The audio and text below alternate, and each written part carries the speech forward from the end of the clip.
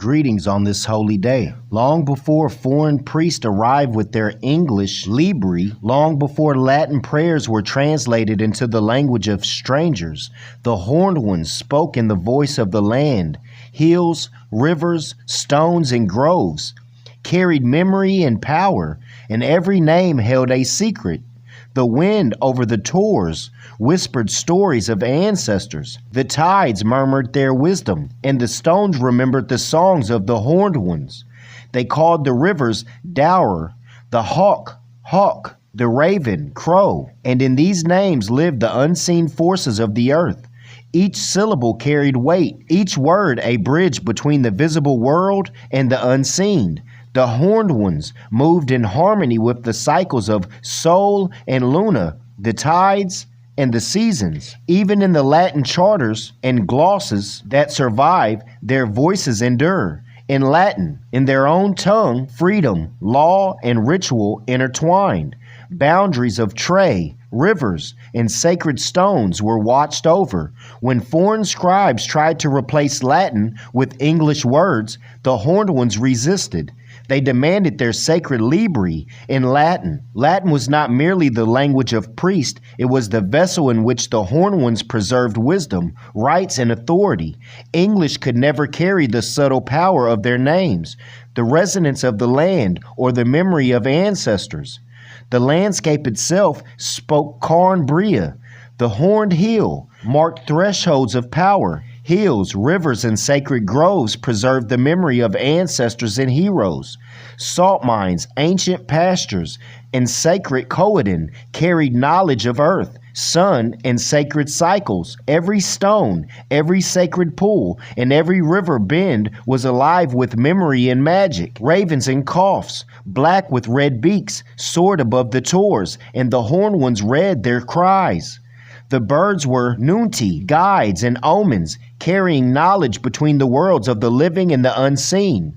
Among the most potent figures of these old stories was the Raven King, Arthwr, Krow, known as King Arthur. In the earliest Cornish and Celtic oral traditions, he was not a Christian king, but a hero of the horned ones, a guardian of the land and a bridge to the other world. His spirit could take the form of a raven, soaring above hills and rivers, guiding travelers, protecting sacred sites. In this pre-Christian form, Arthur embodied the power of the horned ones, the living connection to the sacred landscape, and the esoteric knowledge of the people.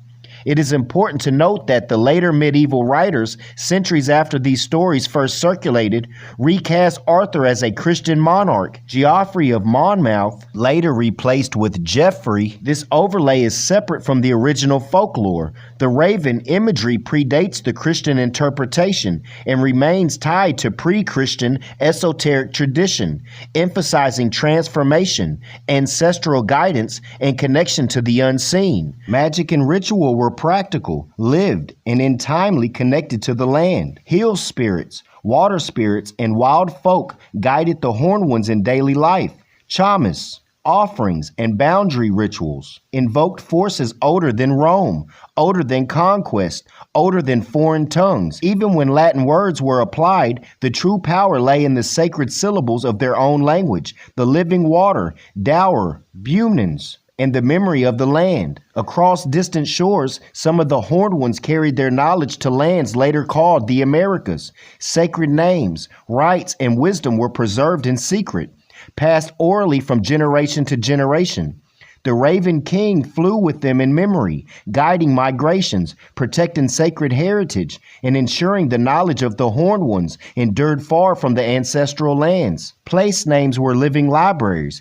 Every cairn, river, grove, and sacred stone told stories of ancestors, heroes, and guardians. Corn Brea, the horned hill, marked the ancient thresholds and preserved the memory of old rituals and heroic deeds. Salt mines and groves carried esoteric knowledge passed through generations. Ravens and coughs carried messages and omens in their cries. The horned ones read warnings, guidance, and the movement of the unseen. The horned ones resisted foreign imposition in every way. English language, libri, foreign prayers, and translated texts threatened the sacred power of their own words. They demanded Latin, their traditional vessel of knowledge. They knew that language was not mere communication. It was a keeper of magic, ritual, law, and memory. Every syllable of their tongue carried ancestral authority and connection to the unseen. Even in exile across the seas, the Horned Ones preserved their traditions. Sacred names, rites, and magic traveled with them to distant lands, ensuring continuity in the old ways. The Raven King watched over them in spirit, guiding their paths, protecting sacred knowledge, and reminding them of the enduring wisdom of their ancestors. Today, fragments remain glosses, charters, place names, and oral memory. Hills, rivers, birds, and stones still pulse with the energy of the Horned Ones. Listen to the wind, hear the cries of the raven.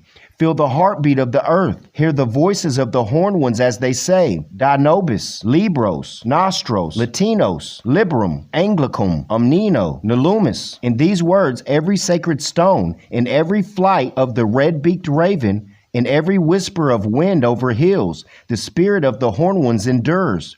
Their Raven King, their sacred heroes, and their ancestral wisdom continue to guide, teach, and protect. This is the living tradition of a people who remembered their mysteries, guarded their sacred knowledge, and honored the land and language older than conquest, older than foreign tongues, older than Christianization.